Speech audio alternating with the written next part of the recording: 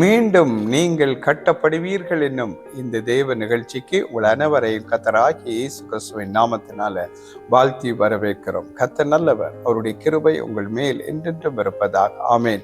இன்றைய நாள நான் உங்களுக்காக ஒரு வேத வசனத்தை வாசித்து செபிக்க விரும்புகிறேன். ஏசாயா 62வது அதிகாரம் 7ஆம் வசனம். அவர் எருசலேமை ஸ்திரப்படுத்தி பூமியிலே அதை புகழ்ச்சியாக்கும் வரைக்கும் அவரை அமர்ந்திருக்க விடாதிருங்கள். இன்றைய நாளிலே சபைகளை கட்டவும் குடும்பங்களை கட்டவும் அநேக காரியங்கள் கட்டுப்பட முடியாமல் இருக்கிறதுக்கு காரணம், தேவன் பரலோகத்தில் இருக்கிறார், அவரை அமர்ந்திருக்க நீங்க விடாதிருங்கள் என்று வேதம் சொல்லுகிறது. தேவன் உங்களுடைய வாழ்க்கையை புகழ்ச்சியாக்கும் வரைக்கும், தேவன் உங்களுடைய சபையை உயர்த்தும் வரைக்கும், அல்லது அதை மகிமைப்படுத்தி புகழ்ச்சியாக்கும் வரைக்கும், தேவன் உங்களுடைய குடும்பத்தை செழிப்புள்ளதாய் மாற்றும்படிக்கும், உங்களோட வாழ்க்கையில சகல நன்மைகளையும் தரும்படிக்கும், நீங்கள் செழித்து இருக்கும்படிக்கு உங்களோட வாழ்க்கை மாற்றப்பட வேண்டுமானால் நீங்கள் தேவனை அமர்ந்திருக்க விடக்கூடாது. அமர்ந்திருந்து நானே தேவன் என்று அறிந்து கொள்ளுங்கள் என்று வேதம் சொல்லுகிறது. அது நாங்கள் அமர்ந்திருக்க வேணும், தேவனை அமர்ந்திருக்க விடக்கூடாது. தேவனை உங்களுடைய வாழ்க்கையில அமர்ந்திருக்க விடாமல் அவரை கிரியை செய்யும்படி நீங்கள் வேலை செய்ய வேண்டும் அவருக்காய்.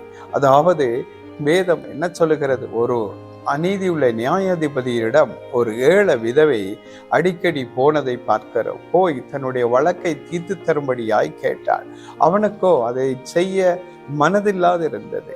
ஆனாலும் அவள் தொடர்ந்து அவனை அப்படியே கரைச்சப்படுத்தி கொண்டிருந்ததுனால, உடனே தொல்லைப்படுத்தி கொண்டே ஒவ்வொரு முறையும் இருந்ததுனால அவனுக்கு எப்படியாவது இவள் என்னை தொல்லப்படுத்த கூடாது, என்னை கஷ்டப்படுத்த கூடாது என்று சொல்லி இவள் அலட்டி கொண்டு இருக்கக்கூடாது என்பதற்காய் அவளுக்கு நியாயம் செய்யும்படி அந்த அநீதி உள்ள நியாயாதிபதி வந்தான் என்று வேதம் சொல்லுகிறது.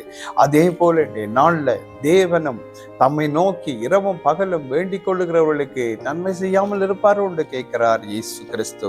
அதே போல இயேசு உங்களோட வாழ்க்கையில நன்மையை செய்யும்படி, உங்களை புகழ்ச்சி ஆக்கும் வரைக்கும், உங்களோட குடும்பத்தை ஆசீர்வதிக்கும் வரைக்கும், உங்களோட வாழ்க்கையில நன்மையும் கிருபையும் தொடரும் வரைக்கும் நீங்கள் ஆண்டவராகிய இயேசு கிறிஸ்துவை அமர்ந்திருக்க விடாதபடி அவரை நோக்கி எப்பொழுதும் ஜெபம் பண்ணி கொண்டிருங்க. எப்பொழுதும் அவரை நோக்கி தட்டி கொண்டே இருங்க.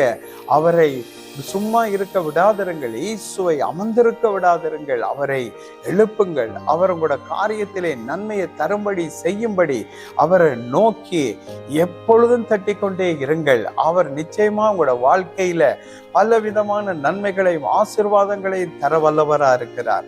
ஆதலால் கர்த்தராகிய ஆண்டவர் இன்றைய நாள்ல உங்களோட வாழ்க்கையில நன்மை செய்ய வரும்படி, அவரை அமர்ந்திருக்க விடாதபடி நீங்கள் அவரை எப்பொழுதும் தட்டி கொண்டே இருங்கள். அவருடைய கதவுகளை இதோ தட்டுங்கள், திறக்கப்படும் என்று சொன்னார் இயேசு. அதே போல பரலோக கதவுகளை தட்டுங்கள். தேவனை அமர்ந்திருக்க விடாதபடி அவரை எழுப்பிக் கொண்டே இருங்கள். அவருடைய காதுகள் எங்களுடைய ஜெப விண்ணப்பம் தொனித்து கொண்டே இருக்கும்படி செய்யுங்கள். அவர் உங்களோட வாழ்க்கையிலே நிச்சயமாய் ஒரு மாற்றத்தை கொண்டு வருவார். அவரை அமர்ந்திருக்க மாத்திரம் விடாதிருங்கள். அவரை தொடர்ந்து ஜெபம் என்கிற சத்தத்தினால அவரை எழுப்பிக் கொண்டே இருங்கள். அவர் நிச்சயமாக உங்களோட வாழ்க்கையில இன்றைய நாள்ல இதுவரையும் கேள்விக்கு பதிலில்லாத கேள்விகள், இதுவரையும் பதிலில்லாத ஜெபங்கள், இதுவரையும் பதிலில்லாத பல பிரச்சனைகளின் தீர்வுகள் எல்லாவற்றையும் தேவன் உங்களோட வாழ்க்கையில கொண்டு வந்து தரும்படியாய் நான் இப்பொழுது ஜெபிக்க போகிறேன். நீங்களும் என்னோடு இணைந்து தேவனை அமர்ந்திருக்க விடாமல் அவரை நோக்கி கூப்பிடுங்கள். மகா பரிசுத்தமுள்ள பிதாவை, உம்முடைய குமாரன் இயேசுவின் நாமத்தினால ஜெபிக்கிறோம். இந்த செய்தியை கேட்டு என்னோடு இணைந்து ஜெபிக்கிற ஒவ்வொருவருக்காய் ஜெபிக்கிறேன். ஆண்டவரே, நீர் அவருடைய வாழ்க்கையில அமர்ந்திருக்கிறது போல, அமைதியாய் இருக்கிறது போல அவர்களுக்கு தோன்றுகிறது. அவர்களுக்கு எந்த நன்மையும் வர முடியாதபடி நீண்ட நாட்களாய் அவர்கள் காத்திருந்து அவருடைய இருதயம் இளைத்து போயிட்டுதப்பா. இப்பொழுது நாங்கள் எல்லாருமா இணைந்து ஆண்டவரை உம்மை நோக்கி கூப்பிடுகிறோம் அப்பா. இயேசு கிறிஸ்துவங்கிற வல்லமுள்ள நாமத்தினாலே ஜெபிக்கிறோம் பிதாவே. ஆண்டவரே, அவர்களுடைய வாழ்க்கையில நீங்கள் அமைதியாய் இராதபடி அவர்கள் இதுவரை கேட்ட விண்ணப்பங்கள் பதில்கள் பதில்கள் கேட்டார்கள், நீர் பதிலளிக்கவில்லை என்று சோர்ந்து போனார்கள். இன்றைய நாள்ல இயேசுவின் வல்லமையுள்ள நாமத்தில் ஜெபிக்கிறோம். கர்த்தர் அவர்களுக்கு பதில் அளிப்பீராக. இன்றைய நாள் உம்மை அமர்ந்திருக்க விடாமல் நாங்கள் இடைவிடாமல் கேட்கிறோம் ஆண்டவரே.